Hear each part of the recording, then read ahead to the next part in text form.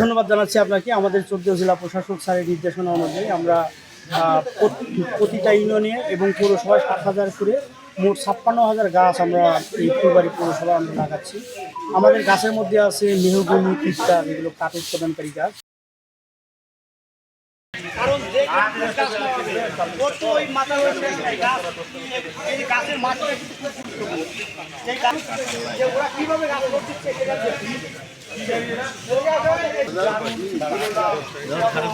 ঠিক আছে।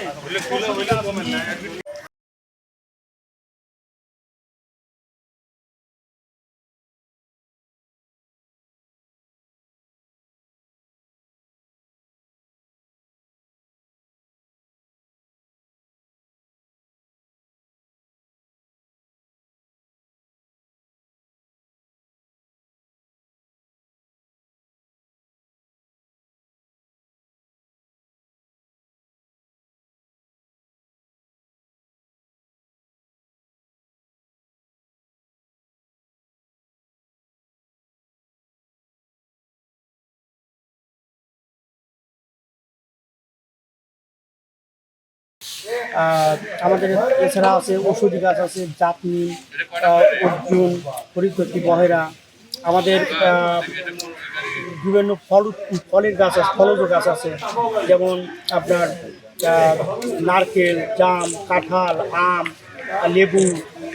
তারপরে আমরা দিছি সুপারি, আমরা দিছি গাবের গাছ। তো এছাড়াও আরও বিভিন্ন প্রজাতির গাছ আছে।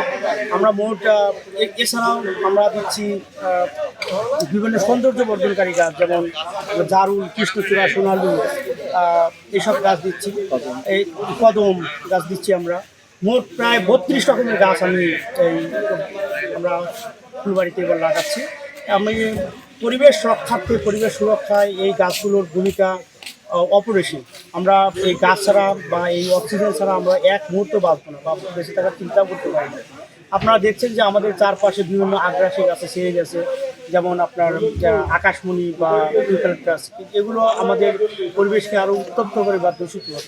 দেশীয় এই ফলমূল যেগুলো আছে সেগুলোতে আমাদের আপনার বিভিন্ন রকম পুষ্টিগুণ আছে, যেগুলোতে নিউট্রিয়েন্ট মানে প্রচুর পরিমাণে পুষ্টিগুণ আছে। এগুলো হচ্ছে আমাদের শরীরের জন্য বা আমাদের ভবিষ্যৎ প্রজন্মের জন্য এগুলো দিনের পর দিন এগুলো সেবা দিয়ে যাবে। আপনাকে সাধারণ মানুষকে আমরা একটাই কথা বলবো, আমরা গাছ লাগাচ্ছি, দেখেন গাছের শত্রু অনেক। এই গাছগুলো আমরা লাগাচ্ছি, আমরা সবার উদ্যোগে গাছগুলো লাগাচ্ছি, কিন্তু কিছু কিছু দুষ্ট মানুষ যাতে জানি এই গাছগুলো নষ্ট না করে সে বিষয়ে সবাই খেয়াল রাখবেন এবং অন্যদেরকে বোঝাবেন যে এই গাছ না থাকলে, গাছের অস্তিত্ব না থাকলে আমাদের অস্তিত্ব বিলীন হয়ে যাবে। এই সবার প্রচেষ্টায় আমরা এই গাছগুলো রক্ষা করবো। ফুলবাড়িবাসীর প্রতি উদাত্ত আহ্বান, যাতে করে আমরা এই গাছগুলোকে রক্ষা করতে পারি, গাছগুলোর পরিচর্যা করি। এবং শুধু তাই না, গাছগুলো কেন রক্ষা করবেন, গাছগুলোই করবে। এই গাছের মালিকানা কিন্তু আমরা নিচ্ছি না। এই গাছ আমরা লাগাচ্ছি, কিন্তু মালিকানা দিচ্ছি আমরা হচ্ছে সবার আপামর জন্য, সাধারণকে।